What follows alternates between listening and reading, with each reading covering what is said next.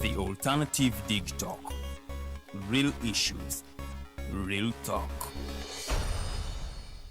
Hi Rogers, can I ask you something? Shoot. What does corruption mean? Well, summarily, corruption is abuse of public power for personal gain or for the benefit of a group to which one owes allegiance. For example, when a public office is abused by an official accepting or soliciting a bribe. By the way, private people can be corrupt too, like bribing police officers to escape fines. Okay. So exactly how does that concern me? Well, do you pay taxes? I guess, yeah. What does that have to do with this? Everything. Because those taxes you pay are supposed to facilitate services you use, like water, electricity, roads construction, medicines in hospitals, name it. Okay, that is much bigger than I thought. But it can be stopped, right? Well, yes it can, although it may not be as easy as it sounds. And here is the reason why.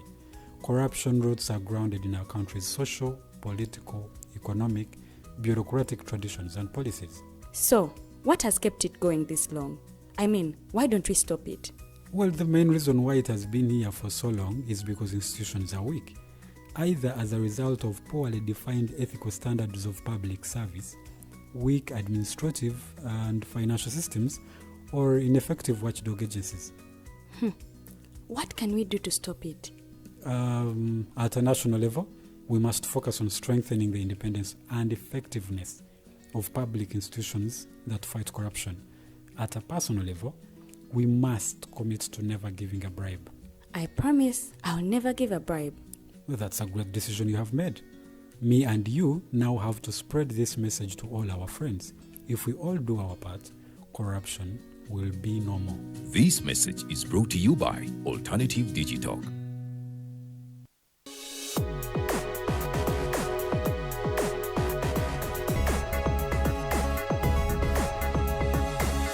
The Alternative Digital. Real issues, real talk.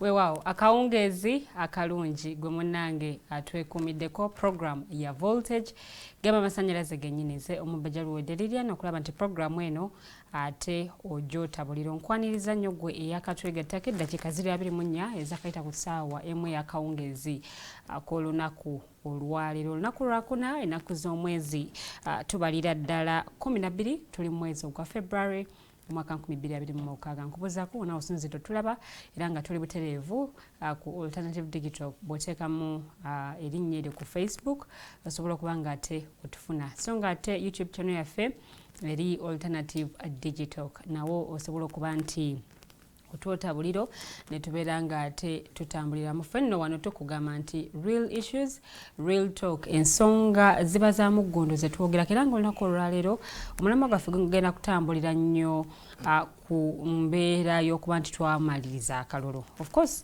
process y'akalulu eba mpanvu nnyo okutandikira ku kukanoonya kugendera ddala maaso okuviira ddala actually akakiiko k'ebyokulonda ne kafulumiza roadmap olwo nno nga tumanya nti ekiseera kituuse. Ku mulundi guno roadmap bagituwanga obudde bukyali naye nno newankubadde yafuluma mangu bingi nnyo ebyatuukawo oba oliawo eri abali mu kibiina ekiri mu buyinza okunokoosa n'abali ku ludda oluvuganya ng'ekibiina ekiri mu buyinza bo bagenda maaso n'okuba nti beteekateeka ne primaries bwe ziggwa banono ne batulambikira abasunsuddwa weewaawo ng'ate bo abali ku ludda olw'obula gavumenti bakyali mu nteekateeka eno. Bingi bye basanga ebisoomooza era nga tugenda kubanga byonna tubikoonako okuva eri abakulu b'ennamu mu studios. Nina Ssendagire Mohammed okuva mu kibiina ki NRM okwonokosa omukulu Mayanja Robert okuva mu People's Front for Freedom bebaganyimenera mu studios era nga tugenda kubanga tutambulira awo bingi ebyokubabuuza bingi byetutaga okuwulira okuva eribo era awe tuba tutandikira nga mbaniriza okubanga balamusa kubatulaba kalongezi kolunaku olwaleero tubenga ate tweyongerayo omukulu Ssendagire Mohammed ntandise naawe. Nsanyusa okubeera wano olunaku olwaleero.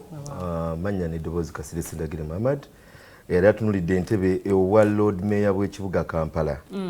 Ndi musanyufu nnyo ate era okubeera wano era nga nebaza Mukama Katonda okuba nti akyatuwadde obulamu wamu n'okubeera nga ne management ya Digital akyagiwadde obusobozi okuba nga ekyasobola okuba nga etuyita.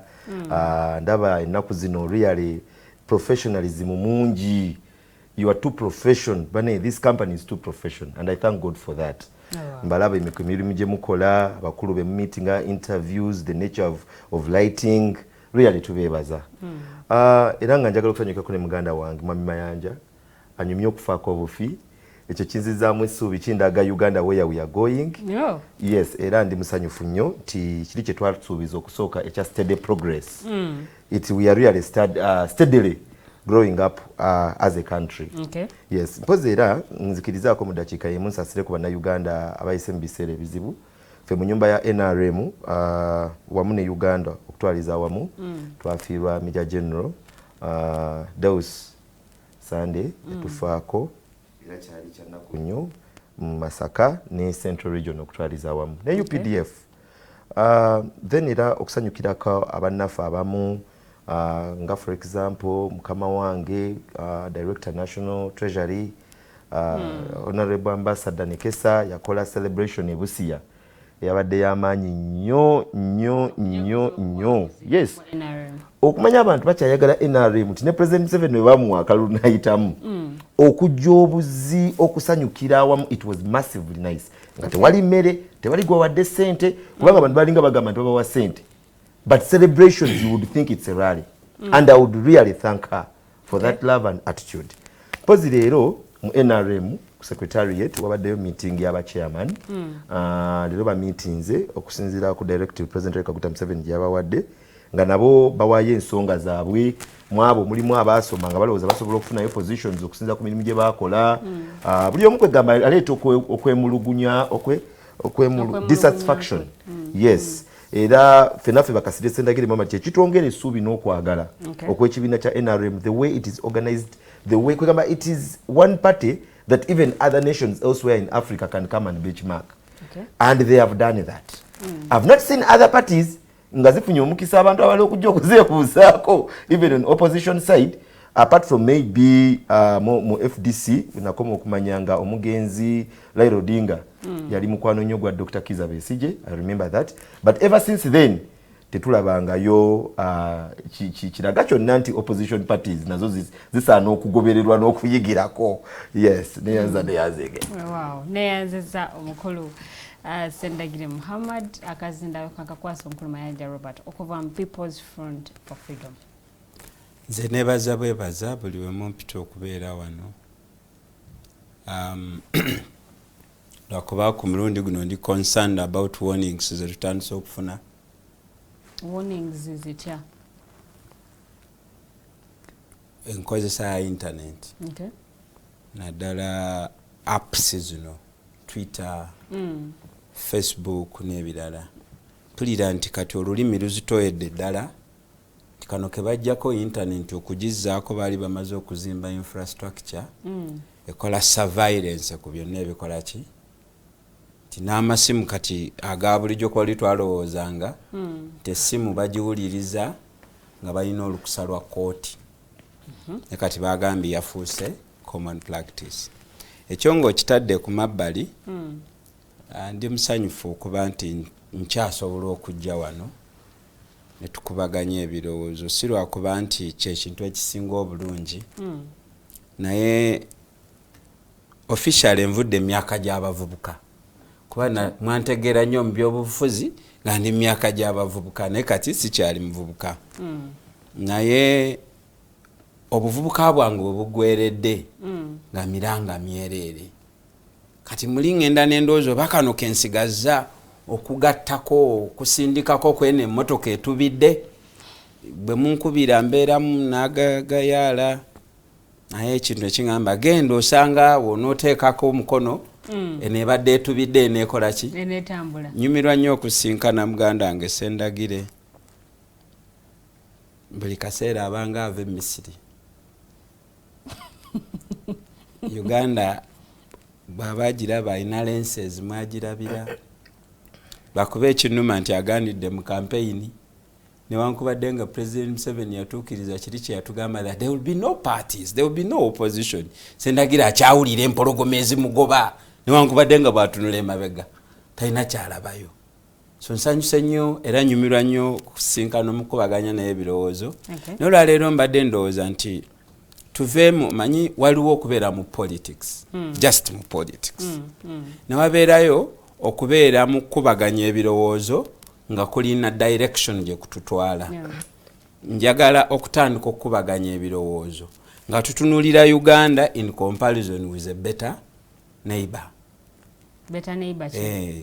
Because tekikyamala. Because tulina abamulirwana ba. I am talking about a better neighbor sigamba Kenya oba Rwanda, but I'm saying nti if it is development, yes, economy, there are better countries to look at.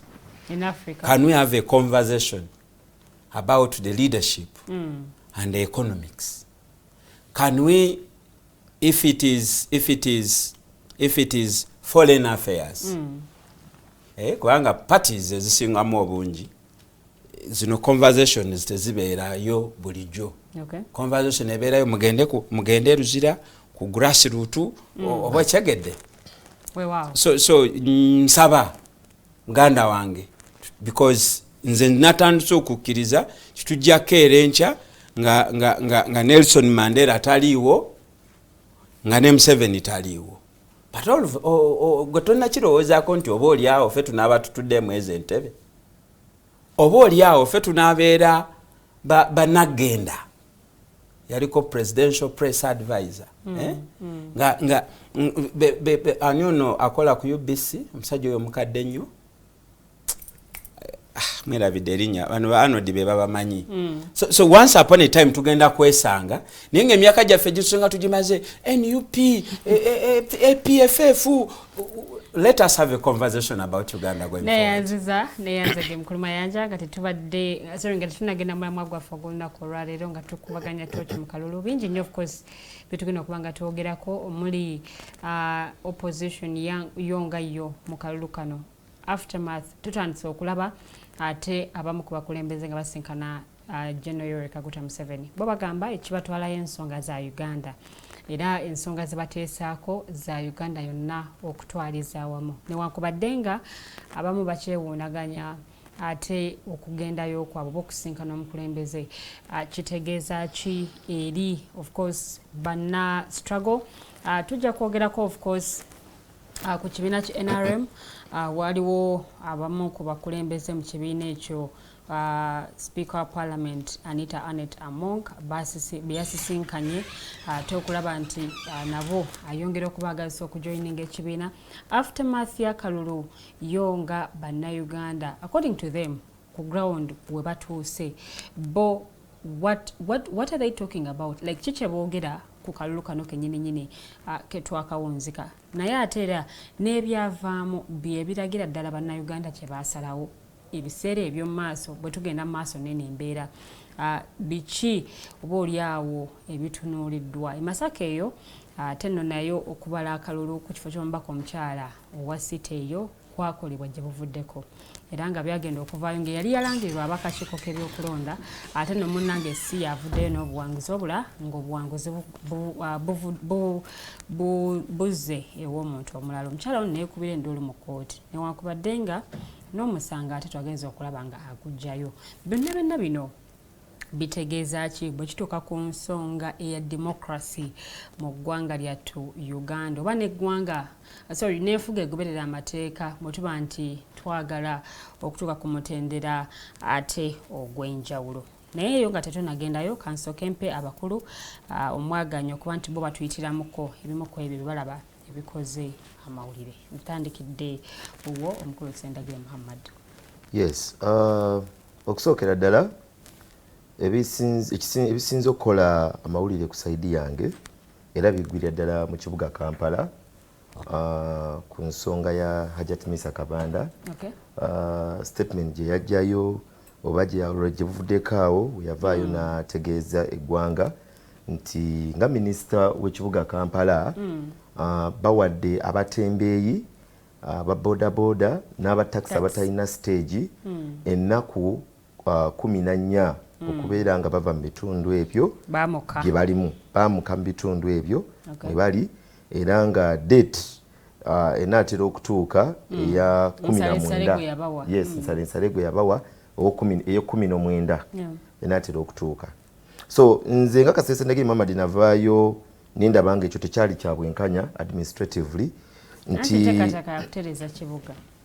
yes nange Kasirye Ssendagire njagala okuteekateeka ekibuga era sigambye nti n'abatembeeyi balina okubeera ku luguudo neither n'ababodaboda naye tulina okuba n'enkola nga si ya bubbling, tulina okuba n'enkola nga si ya kuyisa buyisa budde, tulina okuba n'enkola ng'enkola gye tuyisa ya kutereeza lubeerera.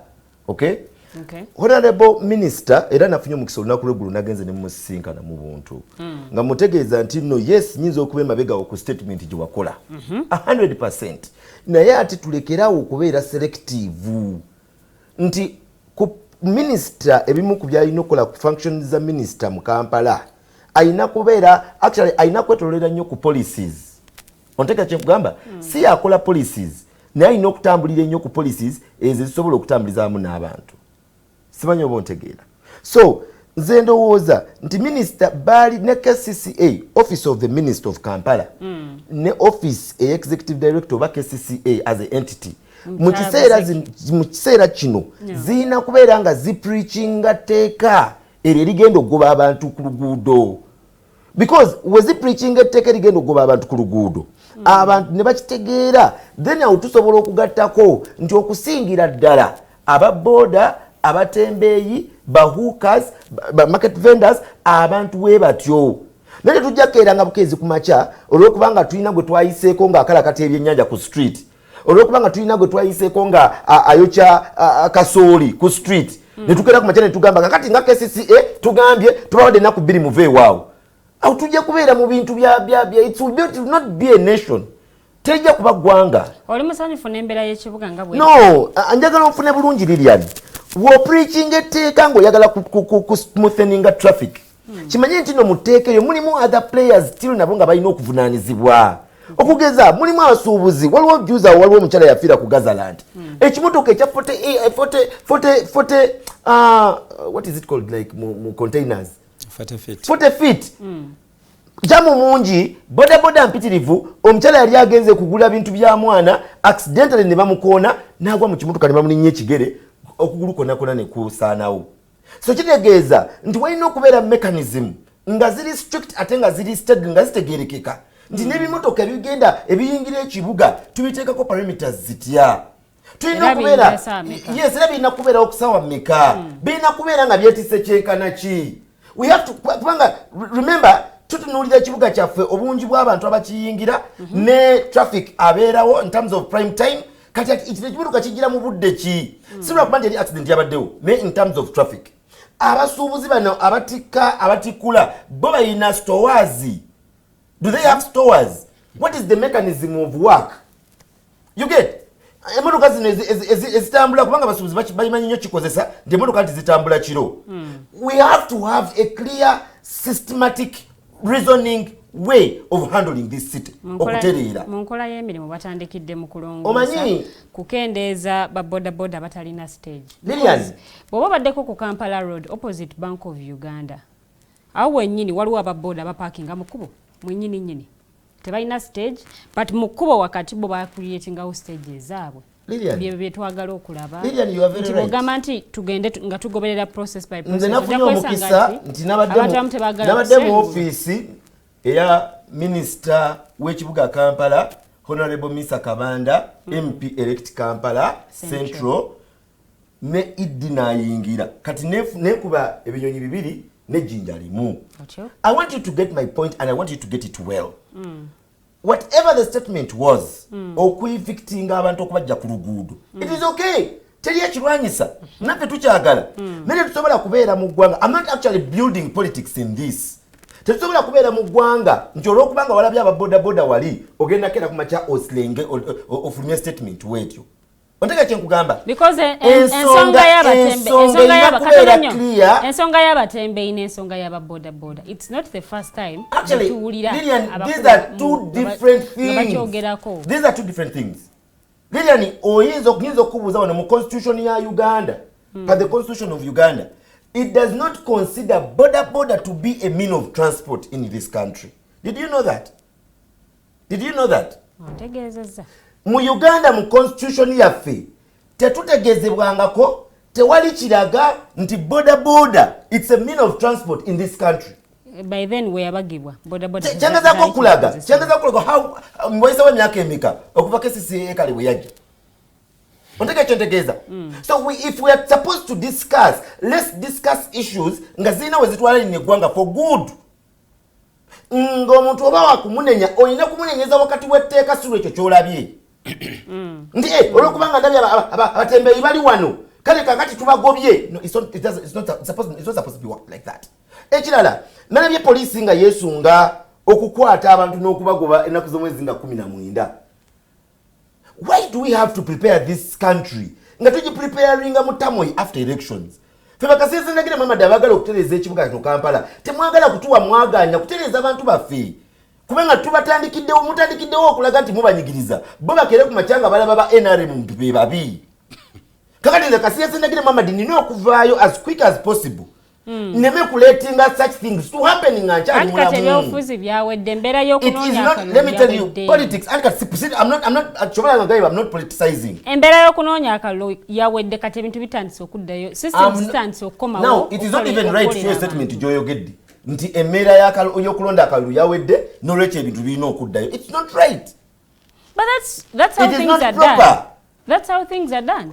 Anti kyengezaako okulaga etteeka n'abarepinze bali repinze olw'okubanga tuli mu kaseera ka kulonda n'abalibye abantu balibye olw'okubanga tuli mu kaseera ka kulonda era abantu baali basa olw'okubanga tuli mu kaseera ka kulonda. Abatembeeyi babawadde ebbanga basooke bakole mu period eno ey'okuzza abaana ku masomero era ebbanga lyabwe linaggwaayo babenga ekiragiro kino kiteekesebwa mu abamu ku basuubuzi bawandiise ebbaluwa ne bagitwalira chairperson wa FUTA wa Federation of Uganda Traders Association okulaba nti beekubira omulanga okwongera okulaba nga eddoboozi lyabwe bo ensonga gye bagamba mu bbaluwa katono nnyo naye wafuta yenni mukyamu anti mu bbaluwa bagamba nti ngenda kulaba president asaba appointment to the president. Mu bbaluwa bagamba baagala babaleke n'akatale ak'olweggulo. Let me tell you something, Lilian. Ne ku weekend basigale nga bakola. Lilian, let me be very straight here.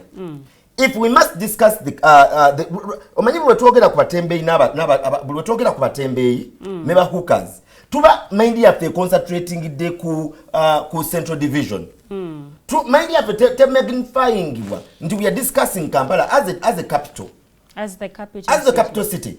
When we are discussing what is happening in the central, it's like as if we are discussing in all the 5 divisions. You get? So I think there must be change in the way we see things. Actually, newunyiza nnyo okulaba oyo wafuta. Okay? Muganda wange oyo. Nga alwana okufa bufinti agenda kulaba president. President Kaguta Museveni alina okutusaasira. Nti buli walaba abantu bano, buli wa meeting abantu bano, na meeting aba boda, na meeting abatembeeyi, na meeting kireeta distraction mu bano ba administrators abakola emirimu. It brings distractions. I would love to bring administrator wabanga yagenze n'alaba for example n'awulira nti abatembeeyi bagenze ne balaba president. Sometimes nga yete yabaddewo tasobola kufuna defensiveness. Buli wana ajja bakwatako bajja kuba tubagamba ffe tuli baana ba Museveni, tuli baana ba president. You know, we supposed to discuss this country. Nti ne president Kaguta Museveni ajja kuddayo mu ntebe anyumirwe. Let me tell you, mu 1960, 1970, 1980 Kampala yali tesobola kubeera mu ba boda yensonga lwaki twali turanking bw'okuba nti we are one of the cleanest cities. Kulwaki si lwakuba nti boda tezaaliyo walingayo bumeeti nze nakulira emulago walingayo bumeeti nga abakulu babutuulako once in a way wabangayo bino bipichi bino birina amatameno emabbali naye bali bifudde okubeera nga bya transportation naye ebyo tugamba Kampala was smart and clean abantu balina okuyita nga bayitawo na bigere so tulekerawo okuconfusinga development enkulaakulana n'okudistractinga n'okudistachinga policies mbulwokubanga twagala abantu bastaying well and good ekyo tekikola neyanzege mwami Ssendagire bwotyo bosobodde otusamarizingira wiiki njala kuddewo mwami Mayanja njala okuwulirako gwe kyolowooza ku nsonga y'abatembeeyi weewaawo n'abalala bonna nga minisita wa Kampala bwe yabawadde nsaleesalewo okuba nti bamuka ebifo ebyo. Lunaku lumu nali njogerako ne retired Colonel Dr. Chiza Besigye. Okay. Twali tulina ensonga gye tukutte ng'abavubuka nga tuwanda omuliro. Musajja n'atuwa entebe mu ofiisi ze n'atuwa ne caayi w'amata. Ne twogera bye twayogera naye yatugamba nti sagala munyigire buntu butonotono egala munyigire ebintu ebiri fundamental. Nanje bwe mbatunuulira gavumenti eno kyebakoze ekibi kwe kuba mu opportunity okubeera banomo citizens of the global village. Ti abavubuka mu mawanga amalala embozi ya bitcoin stock market kati saawa zino waliwo analysis nyingi ezigenda maaso ku conflict wakati wa Iran naki fe tuyombera batembeeyi. And what is our entry point? Bwana wange agambye nti mu constitution ya Uganda gye bakola 1995 mutewaliibo bwe boogerera ku boda nga means of transport mutuufu mu nsobiye because constitution itebeeramu details. Constitution ebeeramu benchmarks, hallmarks. Bwe oyagala kutegeera transport system egazettingibwa etya, who does what, naye mu ministry waliyo instrument bagita National Transport Master Plan. Eyo yetemaatemeera neerambika ebyentambula mu Uganda. Eyo boda gye ziva kubanga waliwo kye bayita permit. Okimanyi nti ne Werubale ina permit. Kati ani agaba permit ezo? Agaba permit ngayo pikipiki yakwevugamu bwevuzi ndowooza kukujja waka ne kutwalewo omusumba bujingo mukenani etazimbwa. Bati kiki kye njagala ogezaako okwogera Ssendagire mbadde ntandika sheno ngambye tuddeyo tu reflecting twogere kati Uganda. Abatembeeyi ababodaboda waliwo nno n'olukiiko lw'endese ku State House bamalayo abatudde aga bwogoba ababodaboda n'ogoba abatembeeyi bizinesi zaabwe nabo nga bagalawo era nabo bateekateeka okwekandaga okulumba minisita mu ngoye zaabwe ze bakoleramu. Naye Ssendagire kati ndi ku level etakya discussinga symptoms discussinga root cause. Ssendagire tukkiriziganye olwaleero nga bannansi nti government ya National Resistance Movement Organization oba AME because bye bimu yagaanira ddala okuplaningira bannayuganda. Bannayuganda baatuleka buli muntu ajjenga bw'alabye era bwe boogera ku development bayina bye batutoolerako ne batuwa but they don't show our involvement mweyo development ki. Ssendagire bino njagala tubyogere ng'ojjukira emboozi gye twalina wano nga hamu atandika okuzimba omwala. Nandisabye producer akomyewo vidiyo eyo. Ssendagire wali mu ntebe zino ng'otuuyanye noga nti no ekibuga must what n'otulaga ebifaananyi by'emiti ecocity. Of course nze ndi environmentalist. That day you had your day. You had your day. Okay. Abatembeeyi abo misa babadde asinga otambula nabo nga noonya akalulu. Boda ze zibadde singa owerekera muwozi mu kibuga. These are instruments of political mobilization. Kati nkusuubira kweno level gye tutuddeko olwaleero nti ezo galubindi zigyeko zisiimulemuko otegeere what is at stake now. It is not about okubeera n'ekibuga ekiyonjo. Teri alina interest mu kibuga ekiyonjo because ekibuga ekiri organized nga ne bannannyini kyo bategeera nga Mayanja, where do you come from? Ng'ekibuga kirina drainage master plan gwe n'okwata a private individual n'omuwa public land be free of charge hazimbeko private enterprise ng'ekibuga kistrugglinga financially. Era ekibuga kirina ba directors 10 asingako obuyigiriza obutono alina masters. Director physical planning, director works and technical chi nga bate bayiyangako concept nti bwe tuzimba ku mwala guno ebizimbe agwana kivuga nga bya KCC tugenda kuba tukanyuza ejjinja limu nga tukubye ebinyonyi bibiri.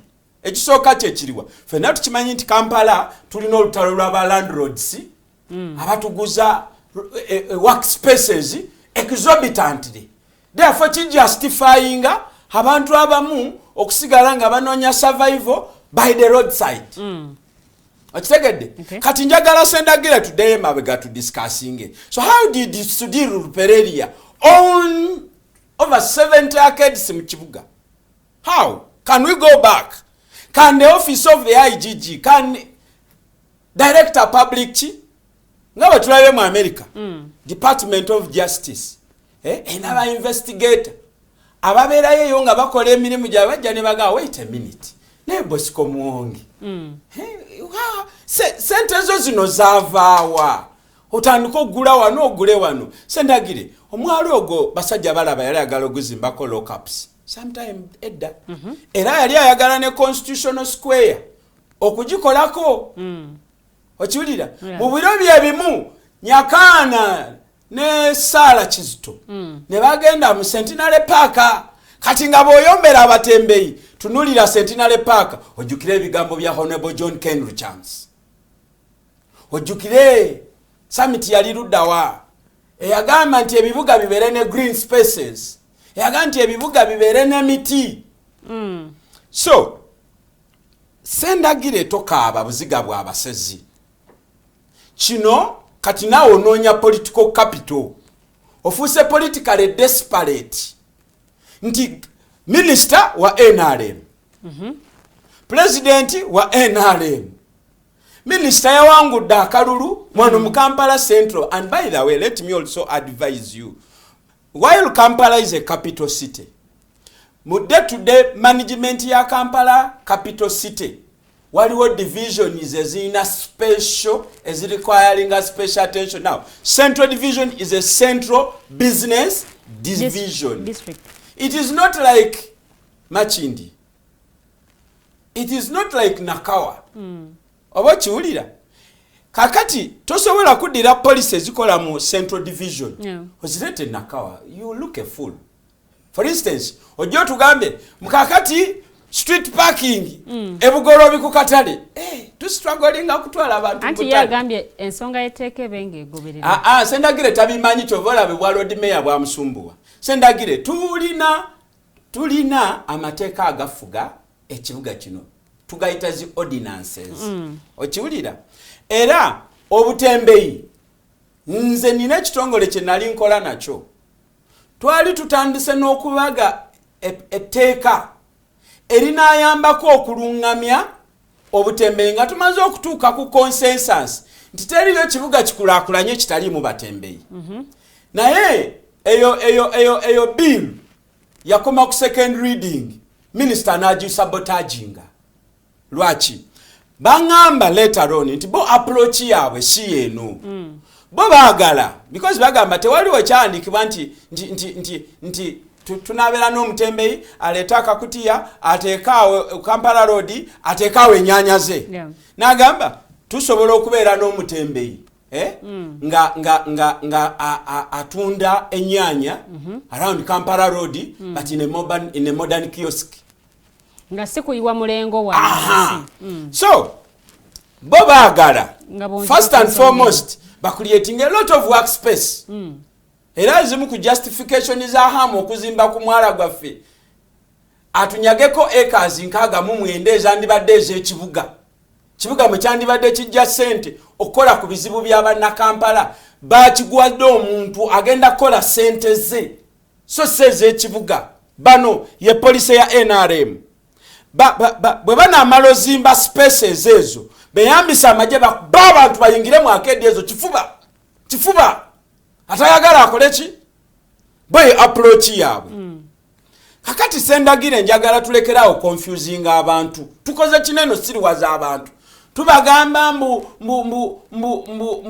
omwenge mubi nenga ffe twegalira mu bisenge byaffe ne tukukola ki ne tugunywa Ssendagire support your minister okiwulira leka abatembeyi babajje ku luguudo leka ababodaboda bakole kale nga ab'e Rwanda Kigali tovuga bodaboda nga tuli identified alo tomala gagiparkinga buli wamu kakati Ssendagire eyo ye approach ya government yo ati kati proposals affe nti bino byonna bizze after Kalulu omusajja ani spokesperson oba wamajjo yagamba nti eggwanga teri posing the state never rests state tegenda mu Christmas minister teyayogedde nga MP elect yayogedde nga minister wa Kampala mandate ye ekyatambula kati tuyinza kudiscussinga nti bwe yabadde ajja lwaki teyakozesezza council because eryo lyetteeka siweewaawo nze manya I would want a discussion around those era nalabyeko muganda wange engini yakatumba panado manyi oyo tugulubye naye ng'atudde se bali comfortable abatembeyi halimu ababoda namba mmwe nammwe abataxi naye kati nange kanjogera ekyo eby'obufuzi Lilian abantu leka gavumenti abantu webakole nga we baagala nabo bategeere because tubakuumidde nnyo bakita batya ku pain killers ne tuba cushioning against the reality okiwulira bw'otunuulira development strides ezitandise downtown Kampala gwe n'osigala ng'okyalina omutwe gwe gumu gwe twalina ku kisanja kya meya Nassantege Ssebagala deka babakube deka abasajja abawamba wano deka abasajja abalina visioni deka abasajja bokka abalina authority okwogera ku development whether it is inclusive or exclusive let them do their business after all twakava mu Kalulu they earned that endorsement policies zaabwe methods of work zeza abalonzi ze balonze for us ba Mayanja babadde balina alternative views we are supposed even to be in abeyance neyazege mwami Mayanja akalulu nno kawunzikibwa sabbiiti ewedde okusinziira ku bakakiiko ak'ebyokulonda naye nno bino bimu ku bitandise okweyoleka oluvannyuma lwa Kalulu awo nno twalabye abamu ku bakulembeze ku ludda olw'obula gavumenti nga bagenda okusisinkana omukulembeze w'eggwanga naye ate nno ebyo byonna bo bagamba nti babikola ku lwa Uganda oba ne ku lwa bannayuganda bonna okutwaliza awamu okubala obululu kukyagenda mu maaso bitundu ebyenjawulo Masaka eyo nga bwe nkutegeezezaako wali mu ntandikwa nti yo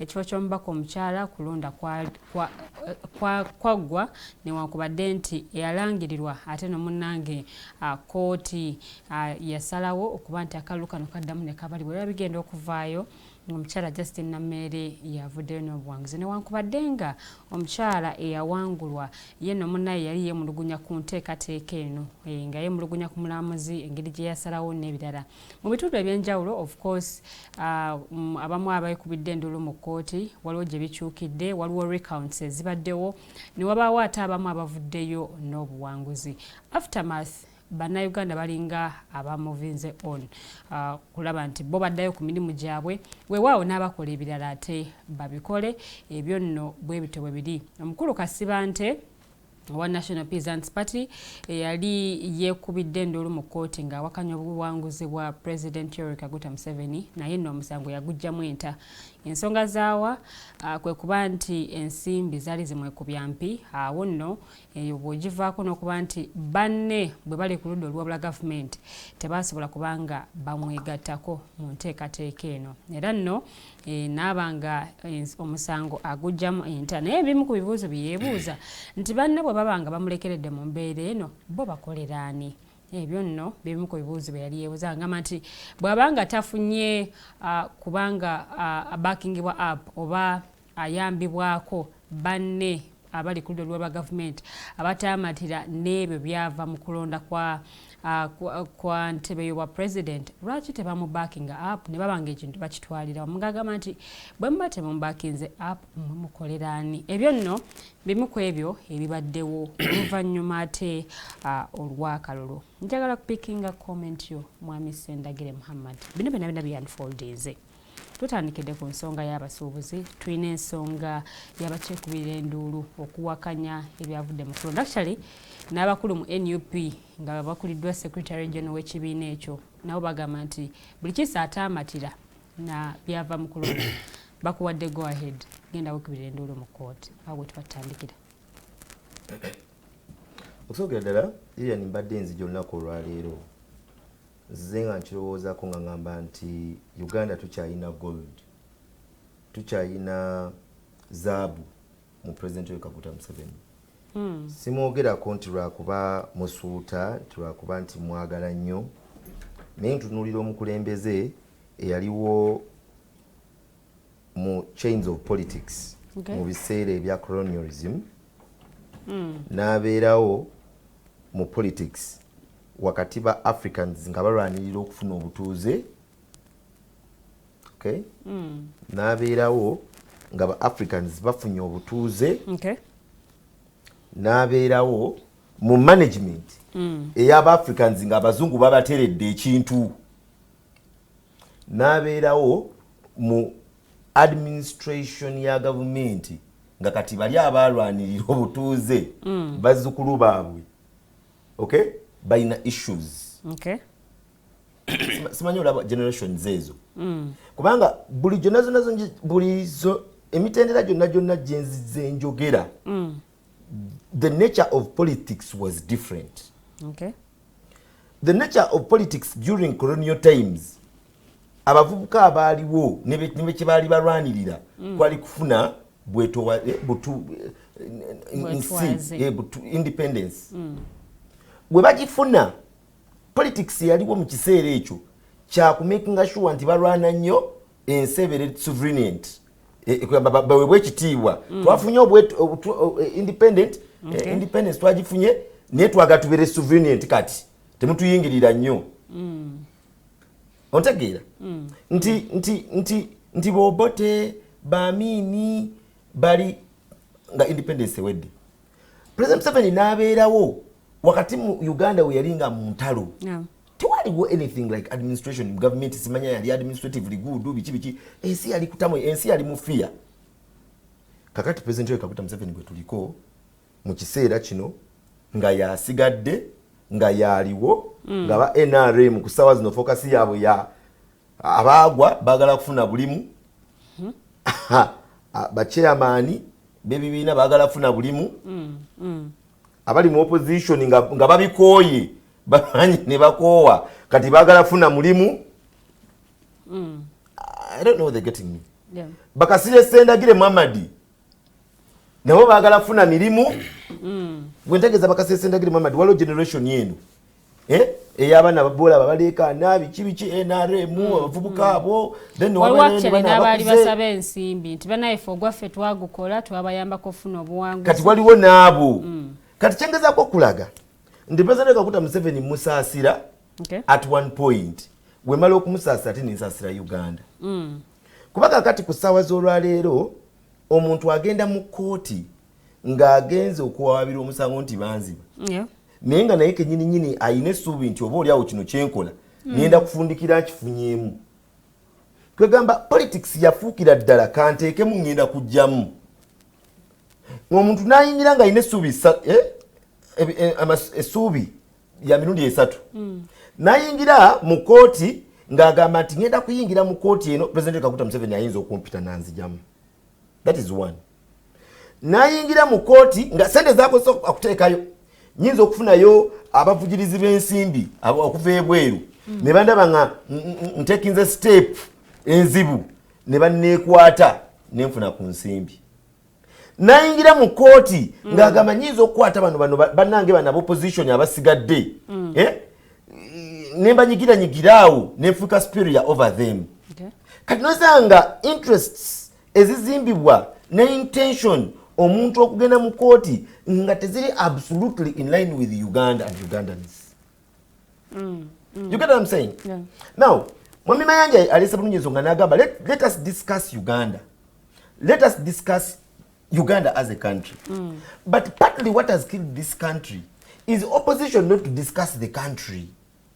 How do you want them to discuss? You see, if you discuss an identity, if you discuss the president, we're not discussing the President Kaguta Museveni, not discussing the party NRM, not discussing ngatoa alternative over to discussing Uganda. Okay. You get? Kakati echo chitidde ddala nti opposition kati kusawa zino yezimba agamba munange kye kimpisaawo kubanga nina kulaga nti nkuba gavumenti abantu okuntegeera n'okuwulira obwagazi bwabwe. Kati ekyo kite kikyakola akalulu kali eri aka 2021 kakubisa ba NRM ne kabaleka nga beewunyagana oba saakola bulungi oba President Museveni saamuwana bulungi opposition de bafuna ranks nene era abantu baba wabuwi ndozola ba Uganda gye tulimu wengeri gye tutwalamu kyokka ate mu kalulu kano kibadde the opposite is true nti opposition kiri eri kye bakozesa okufuna obukulembeze kusaawa zino tekibakoledde. Kati kusawa zino ekiyinza okubulula eggwanga lino bantu kutandika kudiscussinga Uganda of which NRM kyeyagala. Mwami Mayanja waba tandise okudiscussinga Uganda no President Museveni ngenda mutwalayo wana discussinga nga adiscussinga on economy side ajja kubasinga bangi n'aba NRM abaliyo nga mpuuta. Anti kati tulaba abakulembeze abagenze. No, let me be straight here. Bagamba ensonga nabo gye batembeeta ya Uganda yonna gye balaba nti erimu kati abaga mukase. Now let me tell you. Abakulembeze abagenze okulaba President Kaguta Museveni nze ngowa NRM ngenda kisajjukira kubanga NRM we mass party fete twazimbibwa kwabo abalwana bokka twazimbibwa ne kwabo abali mu bibiina ebyenjawulo naye nga bali unique nga olaba Mayanja tekyazimba party ya NRM. Kakati obuzibu obuliwo kati bwe tulina nti NRM has failed to identify people who matter who can shift this country to another level. Kakati NRM obuzibu bweyina nti epikinga abantu according to the mass number they have. Nenga true fact is abantu bagula abantu okubawagira. Abantu bazanya katemba ng'omulaba oli sivumye sagala ogamenti nvumye ku sheno. Wabula mu Luganda waliwo kye bagamba nti omutwe gw'epaapaali omutwe gulinga gw'epaapaali. The head has completely nothing. Kituli mu mutwe temuli nothing. So we have people who actually we all can agree nti sincerely speaking they have nothing but seem to be in positions.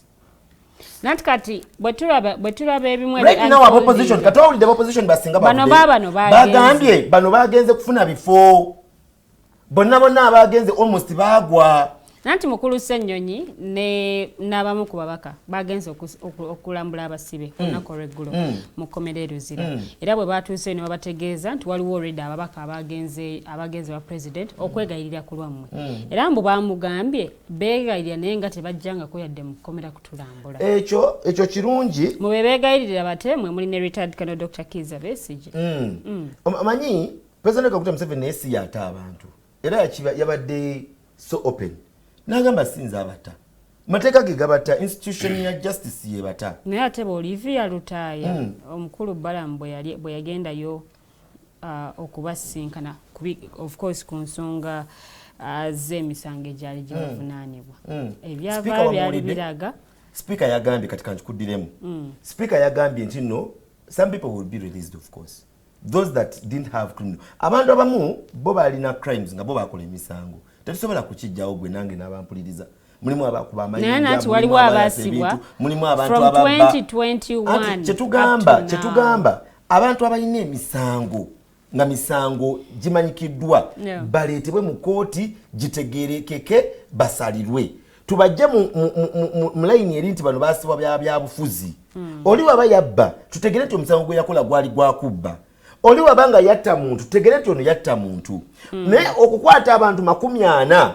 n'obateekayo n'omala ebbanga eriri past time onteka kyenkugamba nga tebazze kunnyonnyola ono Ssendagire yakola kino ono yakola kino kituleetera ffe aba NRM okulabika nga ffe abasiba abaana b'abantu kati entebwa yaba Olivia katononyo aba NRM ffe tukirinaako mu kakwate entebwa yaba Olivia Lutaya ne banno ogijjukira engeri gye baatebwamu kuba bano baali bawera ennemba n'emisango egy'enjawulo nga bamaze ebbanga nga bali mu busibe engeri gye baateebwamu nti bakkiriza emisango newankubadde bo bagamba nti ate tebagiza bagikiriza because baali baagala kubanga bateebwa. Isn't it the same thing ekigenda otuukawo this time round? Lilian emyaka ebiri emabega ndowooza it was 2024 2023 ompulira 2023 Uganda yali ekavaringiddwa amawulire nga gakavaring nga mawulire okusinga ddala gali ku omugenzi Katisegirinya ne Alan 2023 almost the biggest part of it. Ontegeera? Ensonga y'ebijambiya. Yes. Kyamukisa mulungi Alan yavaayo ne Segirinya yavaayo. Twawulira okuvaayo kwabwe nti waliyo leader of opposition yagenda oba oli awo n'ateekawo embeera abantu omukulu Mathias Mpuuga. Yes. 2024 waliwo omwami w'e Masaka omuvubuka yagenda n'negotiatinga ku baana ab'e Masaka abamu 14 of them ne babeera released. Now, President Museveni si yabata. So it's negotiations, not the law. President Museveni si yabata. President Museveni si yabata. Kyensembezaayo. Koti yebata. Koti yebata. Ngemazo basunsula. Okay? Kakati twagala n'omulundi guno. Abantu abaludde mu makomera. Se kibi wadde ng'oli wa opposition genda president.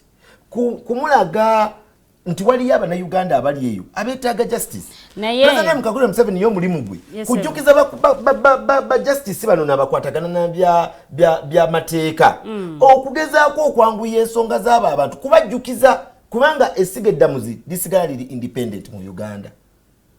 Otherwise President singa yalina full powers yalikedde bukezi n'akuba essimu n'agamba abo bateebwe the next day baali badde bateebwa naye nga tebateereddwa mu process z'amateeka ntuufu. Era ekyo kyalibadde kyongera actually public kwonooneka instead of okutereera.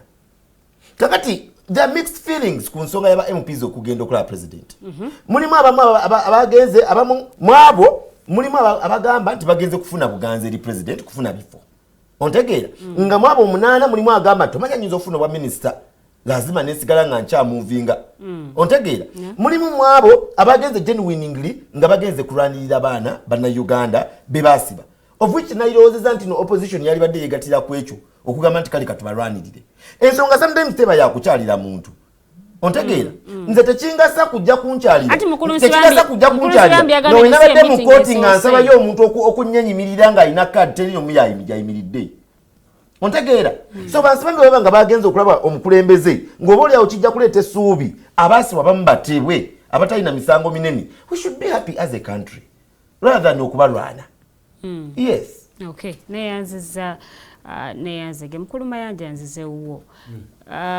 Mubamu ku bagenze mulimu ne munnakibiina kya People's Front for Freedom. Era nga ye mubaka owa Kyamuswa mukulu Kabuuso. Kino kitegeeza ki eri mmwe banna struggle okuba nti buli kalulu bwe kaggwa wabaawo either abasinkana omukulembeze abamu ne bagenda yaddala okukolagana naye weewaawo ng'ate abamu balaba nti eneringa betrayal eri mmwe banna nkyukakyuka. President alina okubanga wabikolobero fountain of hope alina okubanga wabikolobero ng'ategeeza ntiisa omuntu yenna okwagala okuhavinga audience naye nekisasamaza. Okay. Kwegamba otugamba nti maama fiina omulogo naye obulogo si kibi kubanga tebulabwa kankozese omusezi because abasezi bali emirambo ate si lugambo. So ndi omusezi ayagala genda kusinkana kadino kyekifaananyi ekizimbibwa wano ekyo tujja kigendako omulundi omulala njagadde kuwa perception yange going forward. President is a servant of the people. Okay. Nze navuddewo awo okuma omuliro Ssendagire yamusisinkanye. Okay? Maybe what we can discuss babadde badiscussing achi. One, Sibambi gwe bakubya Bw'Akalulu yabadde akiikirira ani? Of course family ye. Interests ze ng'omuntu. Sibambi is a tycoon. Agamba lumirwa bana Uganda. Nsibambi tycoon era bebo babadde balina ebyo consolidatinga. Era kyavuddeyo Nsibambi teyalonda Nandala. Teyalonda Nandala, yalonda Museveni. Nsibambi Yusufu. Abinako obujulizi. Nsibambi oyo bw'ogenda n'osemberera famire y'omugenzi Kiggundu bino bigenda kunsibya. Nenja byogera. Kulo bulungi bwa shehe. Bijja kunsibya nenja byogera. Obanga mwagala mbisazeemu temumpitanga. Kati eyo gye nalaze. Okyegedde. Nsibambi is not someone even we should look at. Nsibambi abadde chairman wa Kampala District Land Board. N'agaba ebyapa ku mwala buli wamu. Nsibambi yajja mu parliament to consolidate. Yali tayagala kukola legislation because he has been around. Guy boasting ambasomeseza kumpi buli mulamuzi na buli lawyer ali wano. But what is his track record in Mateka apart from lecturing? Afaanana ng'ero ono Secretary General mu Harvard atasobola kusabira atasobola kukola bail application. Nenga wa Harvard kakati Lilian. We are wasting critical time. We are wasting critical time nga tu discussing ebitakola makulu. Bino bikola amakulu. Tabikola amakulu lwa nsonga. Nsibambi did not inform FDC going. So is Kabusu. Therefore, tetusobola kanti opposition. Ekikufula opposition ndizoninga yo nandaba yeye. Ati babagamba. Bye bagamba kati tebimatalinga babitugambere kanze nkubulire kyembirowoozako. Because be byabwe babyogedde. Okitegedde.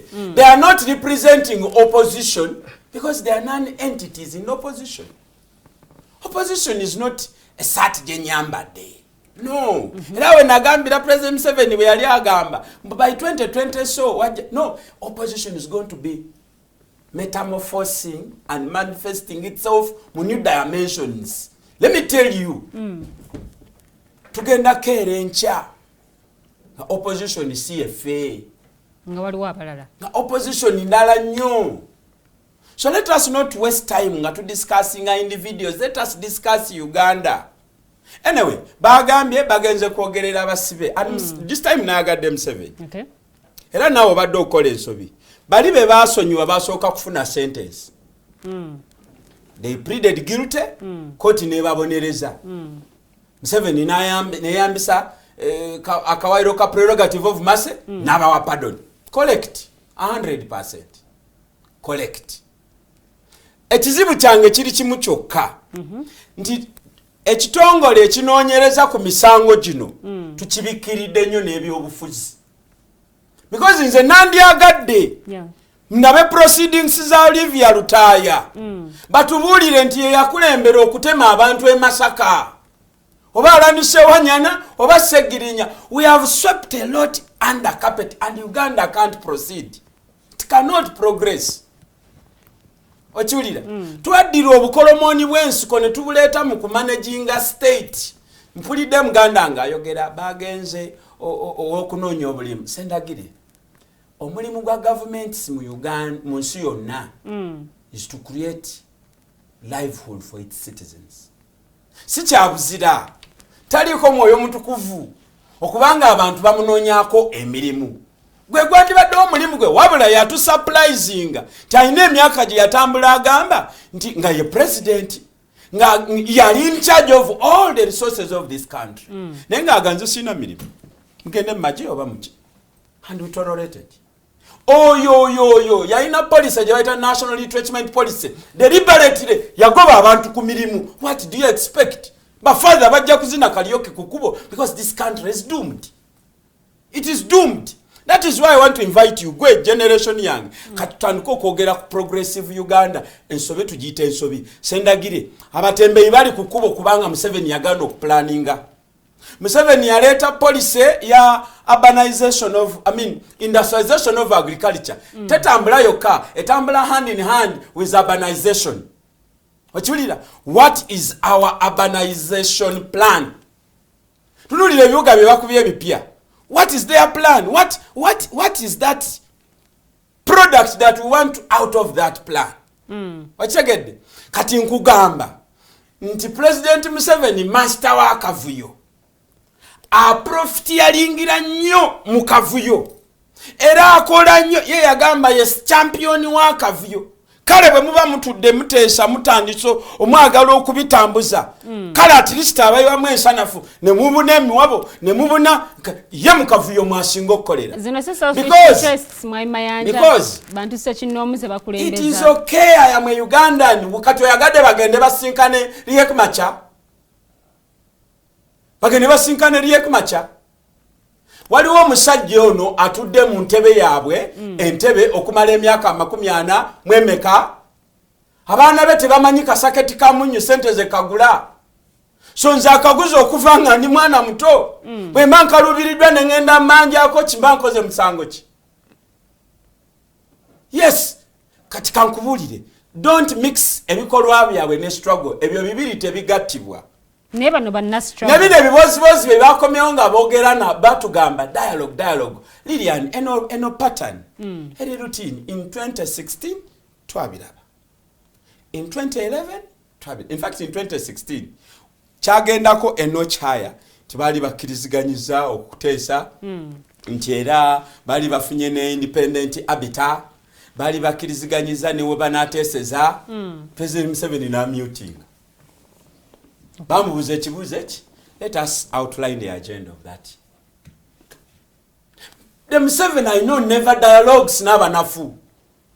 Taliyo.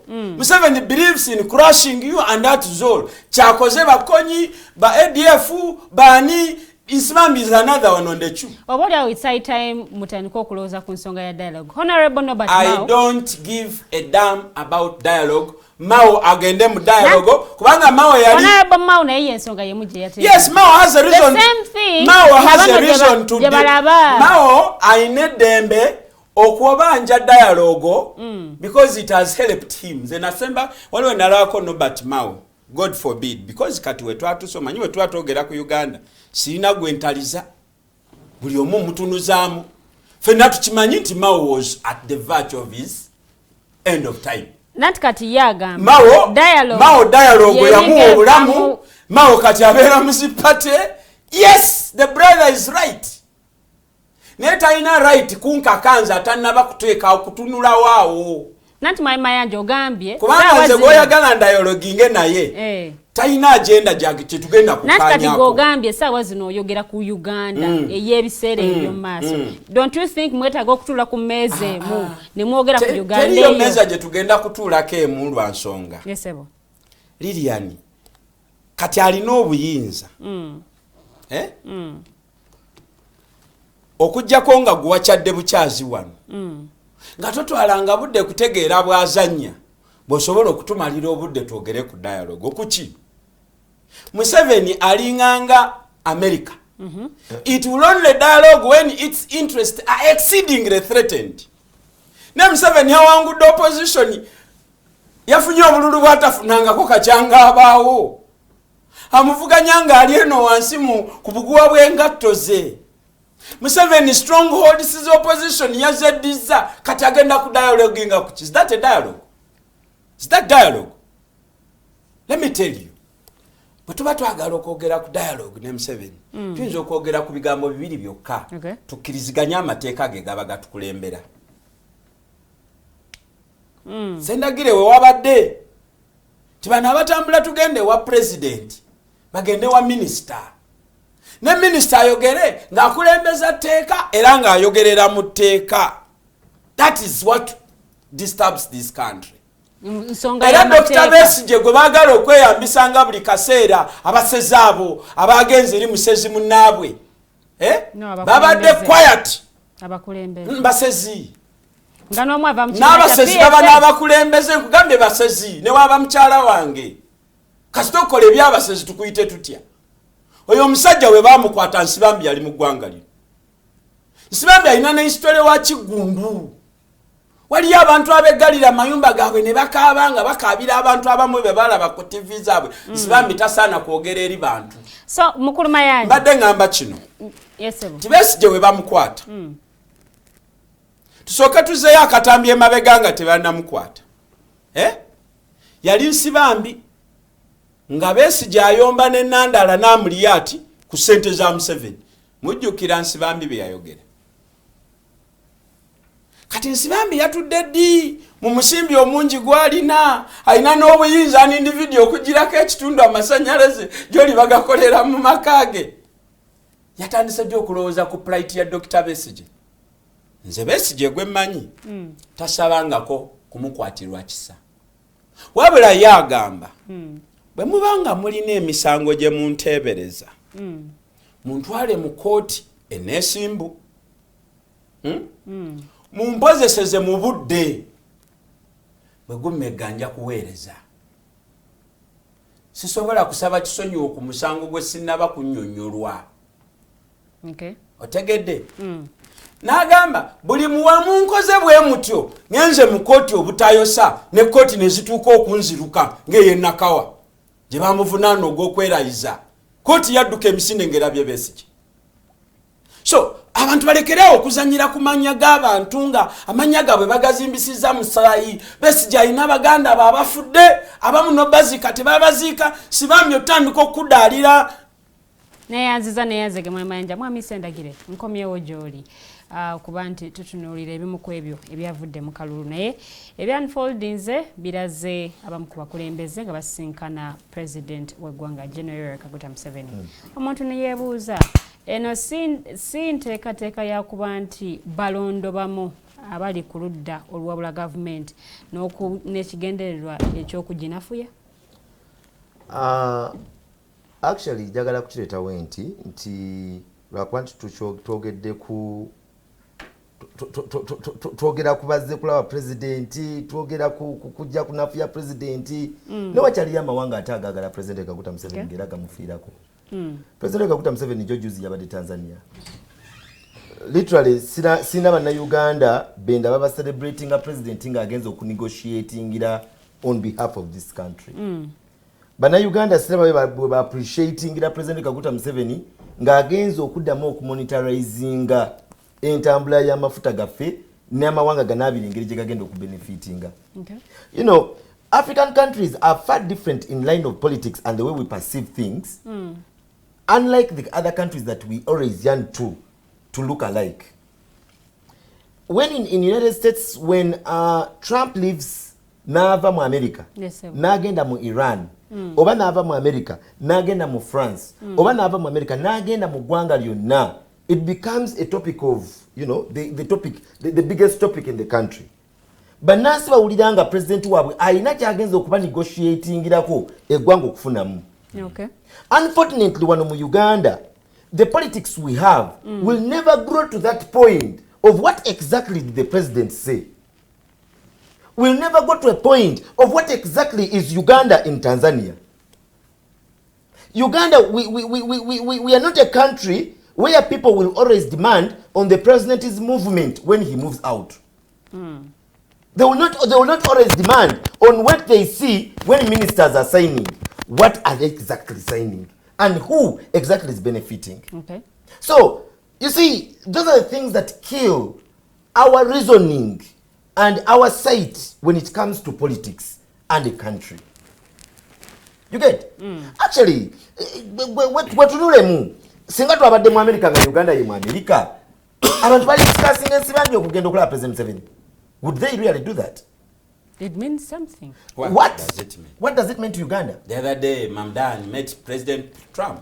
What does it mean? Eri bannayuganda abakkiriza mu biina eby'ebyobufuzi balabanga bannabibiina bagenda okusisinkana president. What does it mean? Mu bbanga tono nnyo emabega eyali president wa AU yabadde wano, eyali ex-president wa Kenya, Nowa Nigeria yali wano, Obasanjo, and other heads of state ne bayingira eggwanga ne bafuluma eggwanga ne bekubya ebifaananyi ne badiscussinga bannayuganda ne basigala nga bakola emirimu gyabwe ku Nasa Road, bannayuganda ne basigala nga balya ebitumbuuwa mu katale, bannayuganda ne basigala mu byalo nga they don't care, they don't want to know, and actually they don't have any bit of interest. You get? Okay. People actually who are more interested in their visits, in these people's visits, are the sons and daughters of ministers. People who have this high level of interest of seeing these people are sons and daughters of big people in this country, and the citizens don't care.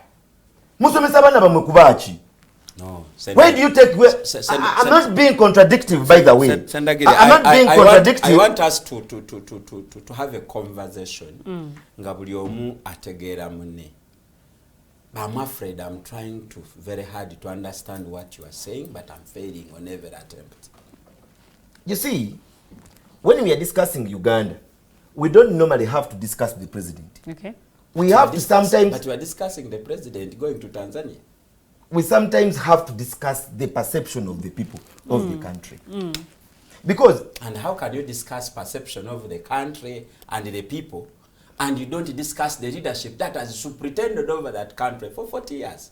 You see, leadership will remain leadership. President Kaguta Museveni yajja kusigala nga akola emirimu gye okusinziira ku agenda gy'alina. Sometimes President Museveni yeetaaga bakiyambi bamayanja bakasirye Ssendagire to magnify and amplify what is said. Kubanga it's believed nti Mayanja Kasirye Ssendagire baba backed with information. Kirizana kano nkako. Kyejagala kye kino mwami Mayanja kinjagala this is information to you.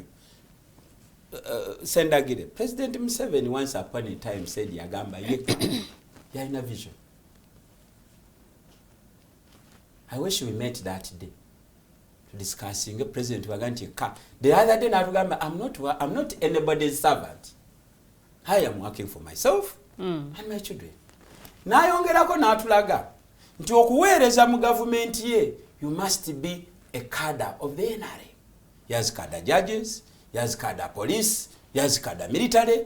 What about cadre ministers? Therefore, the affairs of the president is of mass interest kwabo beyasunirako ku vision ye, kubanga yekka yalina vision ya Uganda. Njagala information eyo gye yambisa. Webali nnyo. Naye njagala okutegeeza nti ky'olina mu bwongo bwo si kye kituufu. President Kaguta Museveni gw'ogamba nti yalina vision yekka, akoze ne bapresidenti babiri ab'ebibiina eby'enjawulo.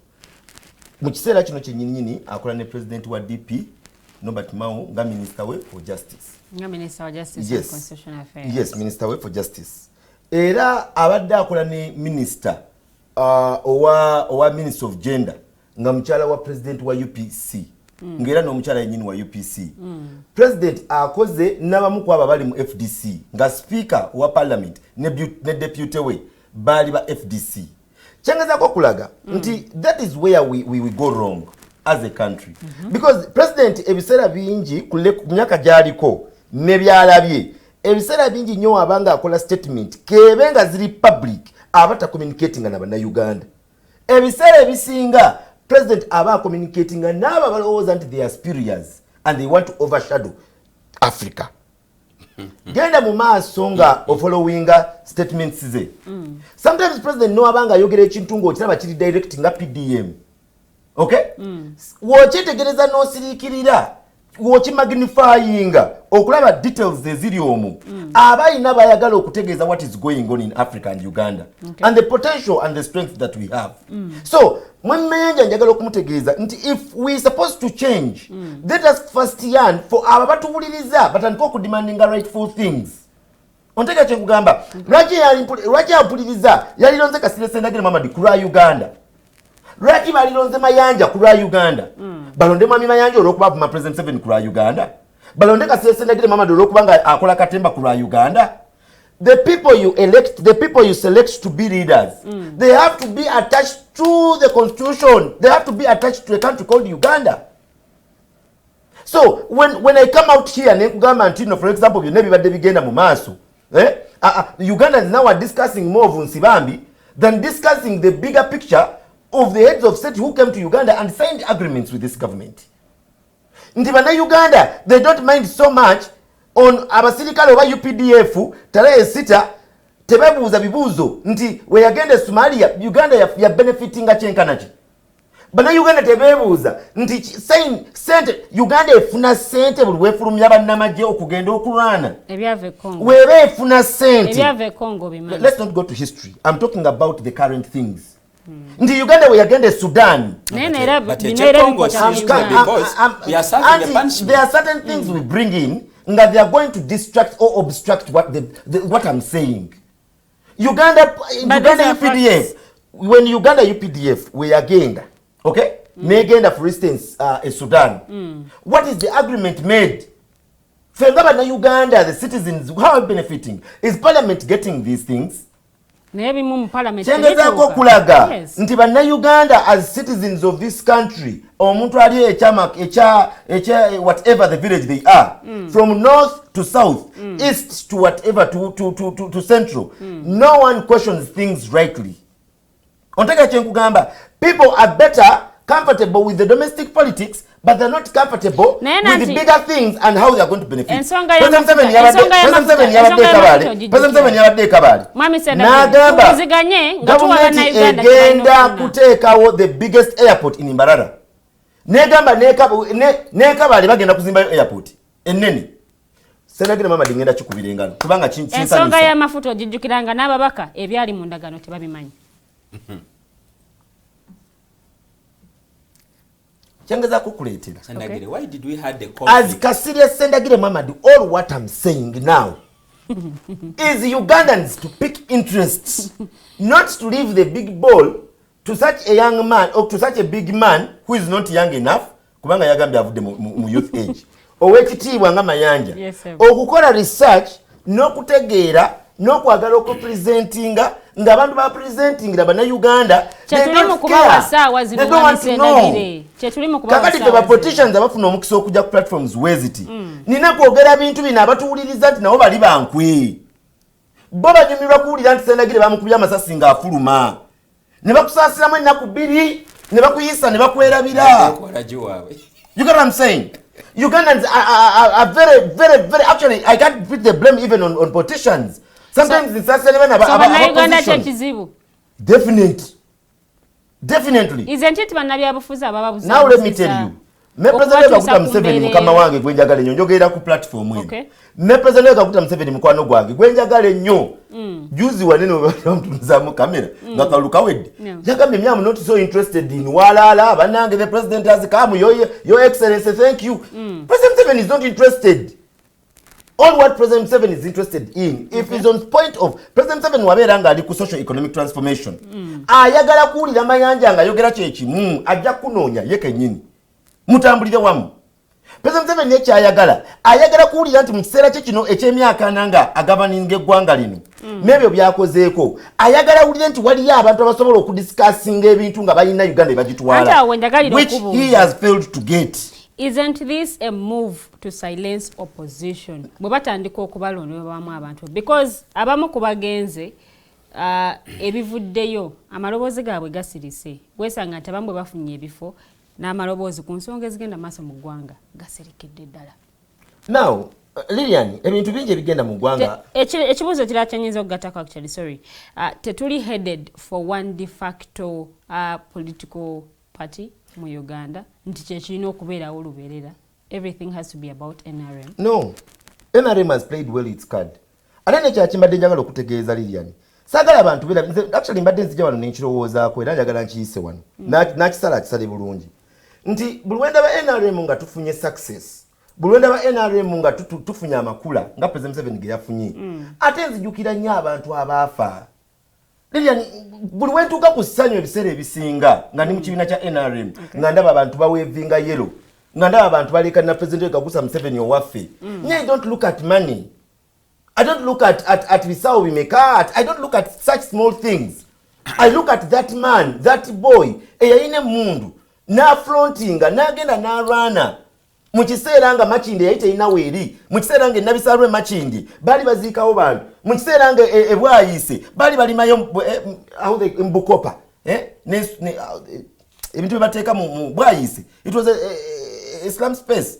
Nga balimayo Bukopa, Simanya Mayuni, you know, that was exactly in Bwayise, Kanyanya, all those areas. Waliwo abaana b'abantu abefiiriza ne bava mu maka gaabwe, abakyala abaleka babbaabwe ompulira ne bagenda mu nsiko okulwana bambi ne bafa.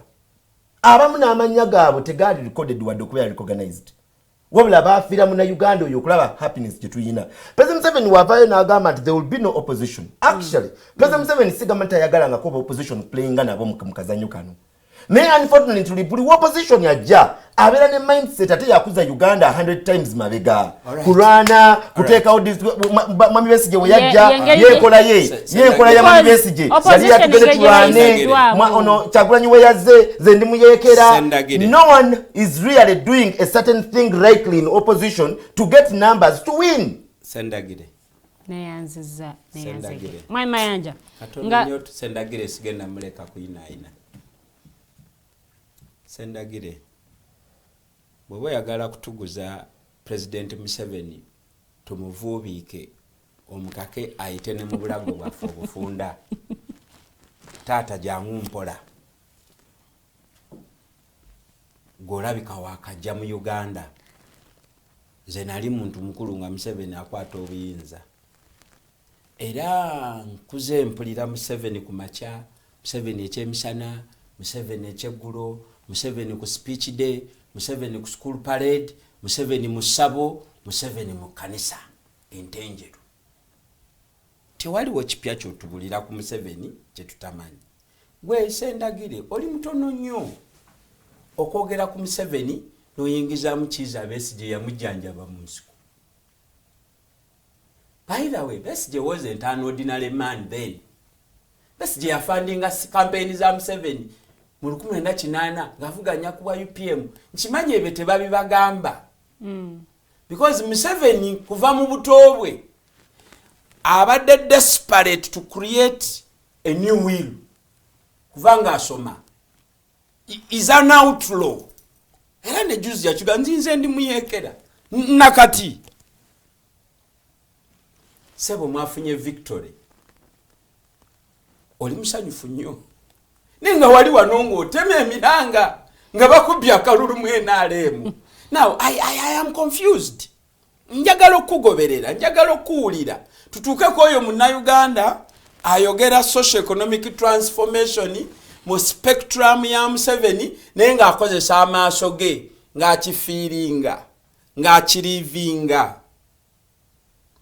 Is there any victory worth a celebrity that you people achieved? Njagala ng'oyogera otandikira ku your own experience wanga naye wali actor.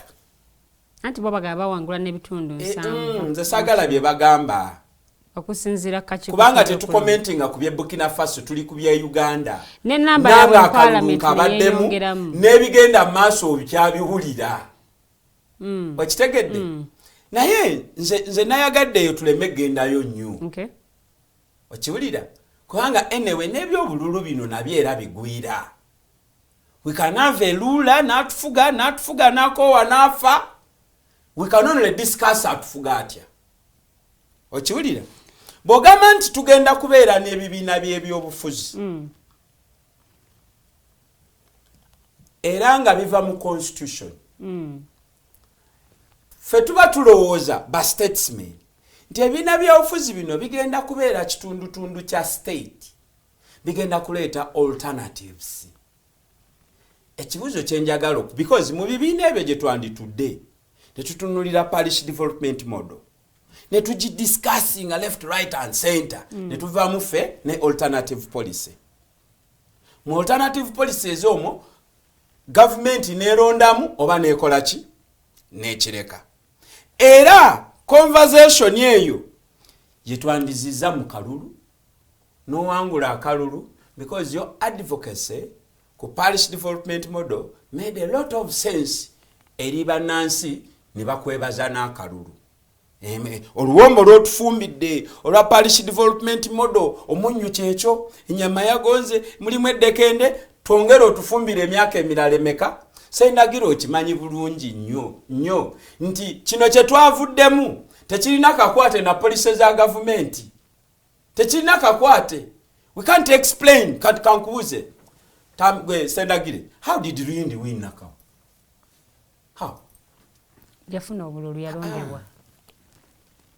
Era abalonzi bamwesiga okuva mu balonzi okuva mu Nakawa. Gwe akuba nti oli munnamawulire naye ono yali Nakawa ng'anoonya kalulu. Okiwulira?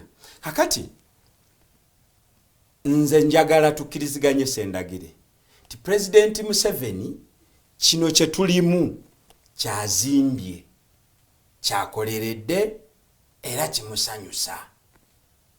President Museveni wali omuwuliddewa with respect n'agamba nti I think Mr. Mayanja is making some sense. Do you know what he says? There is this boy. There is this boy. Yeah. Buli muntu yenna mu Uganda ali wansi wa Museveni ideologically. Tutuuka ne tukkiriza ne tugamba okay. Muli bachwezi mwalwana and so forth. But let us now look into your administration, your leadership. Nalabi wano jo Major Witch. One of the gentlemen I admire in NRM. Nga ndaba struggling kasajja kafulona tsanga kamupika nga struggling okujustifyinga omulambo bwe guwunya akawoowo. Kino kye mbadde nkugamba Ssendagire. Ti President Museveni goyombye nnyo mu lwaki bw'agenda Tanzania ffe tukudiscussinga nsibambi. Abantu bakola omukulembeze waabwe kyakoze ki? President Museveni mpola mpola ayagalawo class ye ja selectinze ja handpickinze yebebeera mu byobufuzi mwe Ssendagire you are irrelevant. Oyo yagende jinja naga nti temundeetera aba opposition boogera oluzungu ne bakayana. But what is the business of parliament? Anyway, jangu olabe conservative pagoni jangu olabe British parliament omukyala akulembera conservative party oyo olabe byakola prime minister amugira n'amuyuza n'akasuka eri enkya n'agenda n'akubalale. Ashegedde bwe tubadde tudiscussinga amafuta Museveni yajja n'amagye n'abali mu parliament tebamanyi. Ntegerekese kati njagala tuleme kwogera ku Uganda joli tuli kazinga tambula ogende Burkina Faso akasajja kakakwata gavumenti emyaka gumu 2-3 kefu za Afrika lwaki bwe kagenda ogula emundu kagula ne tractor ezirima ne kajja ku TV ne kama aba Burkina Faso wano wateredde mukomewo tukole waffe tewaliyo ggwanga ligenda kusinga ki. Era abantu bakomyewo lwa nsonga tebakomyewo kusibwa mu kattu bakomyewo bakole. Ssendagire Abannayuganda okumala emyaka 4 tubatadde ku subsistence. The preoccupation is survival. Chovala banomugaga ngansi bambi gwe tulowooza nti ali wakiri kwanze Mayanja sirina kye nakoze naye gwe tunulira Kabuusu abadde mu parliament ngafuna sente mmeka omwezi kati Kabuusu bwe yawangula akalulu mu bizinga ekisanja kyonna mwamuwulirako mawulire ki? Amawulire gakomyewo nga ki? Nenze mugoberera namuwulirako ng'ayomba ku infrastructure y'ebizinga naddala mu byobulamu nga advocatingira okugula ambulance zaki eziyambako mu bintu ebyo. Nze mugoberera naye kye mbadde ngezaako okulaga Ssendagire nti bw'obeera oli taata awaka nga ku makya abaana bwe bazukusa osooka kuba kubamba okwo ne bulyoka obawa caayi ate caayi ng'oba wataliimu sukaali bwe bato we bakula. Mayanja kibuzo kyenkuweereza bw'oba nti ogamba dialogue togirabamu mulamwa akalulu mukavumiridde alternative ki gye mulinawo? Alternative eri emu tujja kubuulira enjiri y'obulokozi paka ba doubting Thomas bano nga batandise okulaba obwakabaka obw'omuggulu. With the opposition eriwo saawa zino. I told you the opposition is going to change. Yeah. Kati waliwo emerusewo wano. Ono lwakuba tomuwuliriza bulungi akugambye akooye okulaba nga president bw'agenda Tanzania bibeera bibye yekka. Bannayuganda tebabikubaganya. There is a new opposition emerging. Kubanga Ssendagire abalina endowooza bwe batyo bwe banaawera bajja tandika okkanga balabuze Museveni bw'oba ogenda okudeployinga amagye ga Uganda Somalia parliament ogitegeeza ddi, because I have information, credible information that the practice is ge tuyita amagye gaffe ga deployingibwa ku foreign mission nga ne parliament temanyi. So we cannot let alone ask him we mwagenda eri gye mutaatugamba mwatuleeteddeyo ki tubitegeera batuwaabidde ngera tugenda kusasula. Nkwotinga ebigambo bwa Brigadier General Felix Kulaije agamba nti oluusi obutategeezanga ko parliament bwe balabanga waliwo obwetaavu obw'amaanyi basooka ne bamala kiri Kulaije namuwulira y'omu ku bantu bembadde ndaba nga anyiiga nnyo okulaba nga ekifaananyi ky'amagye ga UPDF kigezaako okwonoonebwa. Nali ku CMI gate Kulaije we yalondera.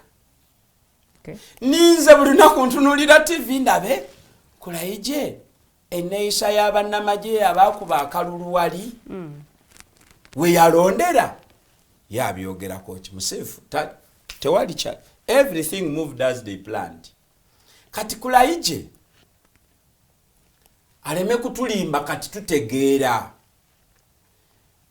tulina mu technological age tusobola otegeera ebigenda maaso ne mu Bermuda Triangle. Essaawa zino mu America wali akatubagiro okitegedde naye President Trump yasinga amaanyi asinga Museveni naye tasobola kukola decision kukwata amagye ga America n'agatwala mu confrontation outside America nga tafunye ki approval yaki Senate ne Congress. Eyo yensi eri modern, yensi eri democratical, yensi nga fena tulina equal stake. Wano kiralagana amagye ga Museveni asobola oga deploying whenever he wishes. Ssendagire najja natuka kakati ate lwaki amagye gaffe mugavuma gagende Kongo ne galepinga abakazi ne batutwala mu kooti tusasula fine ne baali bagenda tebatugamba. So goyagala bana Uganda tufe alusazi nga tugezaako bakati president waffe abaza kaki yakoze diru za mafuta yakola diru za mafuta. Ssendagire oliwe NRM ate toli wa bulijjo yadde toli musheke. Ssendagire ali wali gonja wa kalira sokombulire Bunyoro eina percentage ki mu mafuta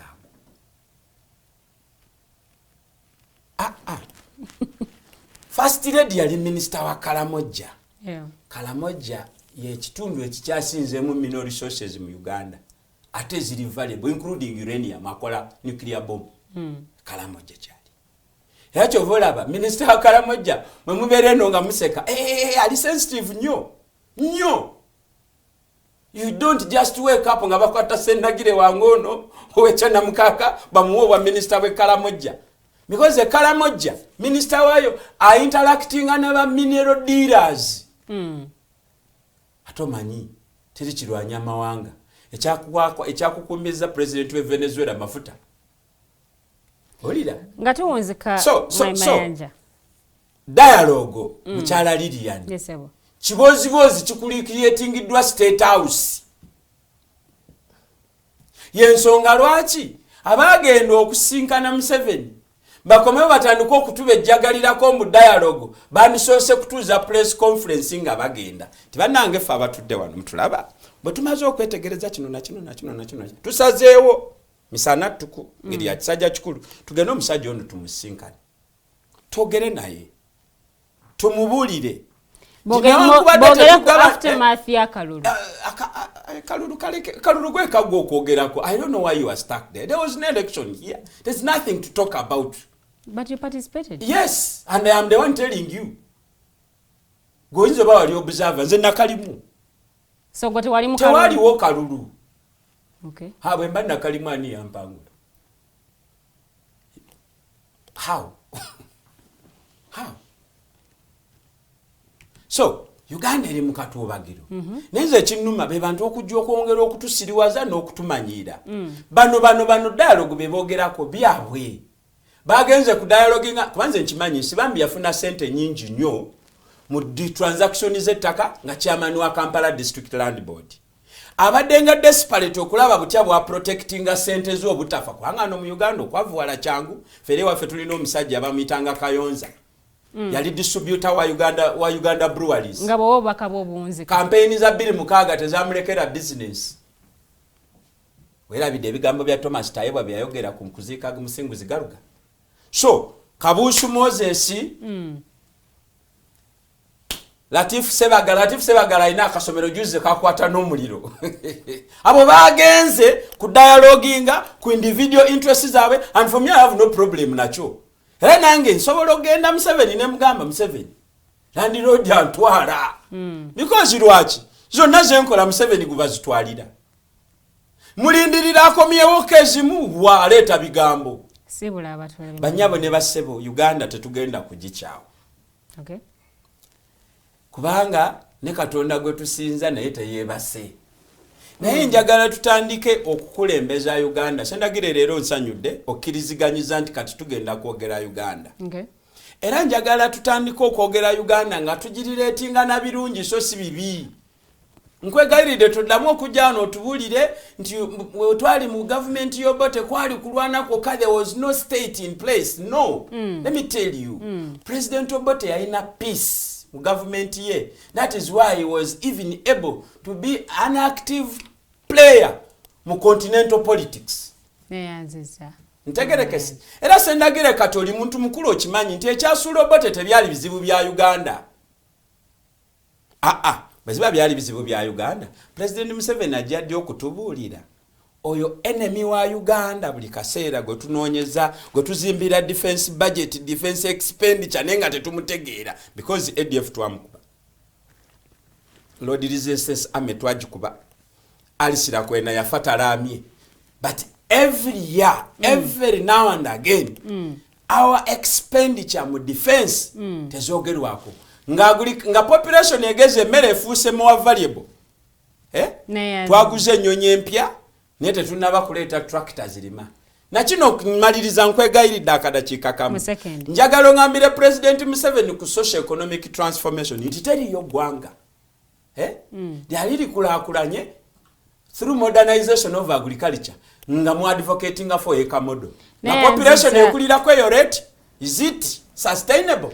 Mukulu Ssendagire njala nkuwa kazindalo owe bana Uganda obubaka bwo obunzika. Okusookera ddala ndi musanyufu nnyo okubanga okuwuliziganya. Wami Mayanja ayogedde ku ky'okumutwala wa pulezidenti era ngenda kiteekeramu ddala amaanyi. Onoomutuusa? Okulaba nga we naafuna omukisa gwonna okugenda mu State House.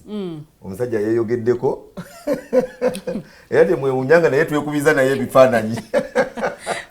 Awe twagala okugenda. I will address a press nakwita aba TikTok media. Bagamba mulete kamera ziri ezikasuka live. Era sagala Mwami Mayanja atye njagala abe mugumu nnyo. President Kaguta Museveni waffe ffenna nange Kasirye Ssendagire n'abalala abalinga banna Uganda. Era ekyo kimpadde essuubi nti where Uganda is going, actually the vision of the president ebeera manifested better nga Mwami Mayanja yennyini nnyo avuddeyo n'agamba nange njagala nsembereko eri president. So ndi musanyufu in that way. Mpazi n'ekirala njagala ngumye banna Uganda nti nno we kijja ku nsonga ya Kalulu ne aftermath after mu 2016 embeera yali nzibu nnyo. Waliwo anaalayira ataalayire, waliwo alayidde omulala simanya bitya, a lot happened. Naye mu kiseera kino banna Uganda bakkirize they agreed okukkiriziganya nti President Kaguta Museveni yawangudde akalulu. Tebagala na muntu abatawanya mbu ate kooti. Banna Uganda benyini bebatagala muntu batawanya mbu ate kooti. So yes, tebagala batawanya nti ate kooti. That's why ne Mwami Kasibati yafunayo bantu bambackinga because Ugandans don't have that time. They want to settle and work. So tukole fe Kasirye Ssendagire Mohammed tugenda kuba byabufuzi and nobody can break us. Teri yagenda kutumenyanga makuroni kuva mu byabufuzi. And nothing can ever break us. Tujja kusigala nga tuli mu Uganda, tujja kusigala nga tuweereza Uganda and we don't look forward okuva ku bye tuliko. Niyanzege Ssaabasajja Kabaka awangaale. Weewaawo tweyanziza nnyo abakulu ate bembadde namu mu studios. Ensonga gye basinza oteekako amaanyi kwe kuba nti munnange Uganda ate yebeeyogerwako nti buli ayogera yenna abenga ayogera ensonga emu Uganda. Wano tugenda kubanga tusukkawo wabula ate okubeebaza ababaddeko abasharings abakomentize tweyanziza nnyo tweyanzege. Gwe atwala akadde n'oddayo okwetegereza show eno ku platforms zaffe ez'enjawulo naawe tukwebaza nti kyokola kya ttendo era mulimu gw'okola gwa nsusso. Njagala kubeebaza ne ttiimu yonna gye nkoze nayo omukulu Mukose, Arnold Anthony, Jeremiah Mukiibi ne Ali Alibawa kulaba nti programu eno tugikutuusaako nga bw'ogirabye. Tetusobodde kwegattibwako munnaffe Musiri David olw'embeera etali emu okuba nti ne ku posta yabaddeko, naye kale wano tugenda okuba nga tuwunzikira tube nga titusinkana omulundi ogujja. Mbaagaliza ekiro ekirungi, mweraba.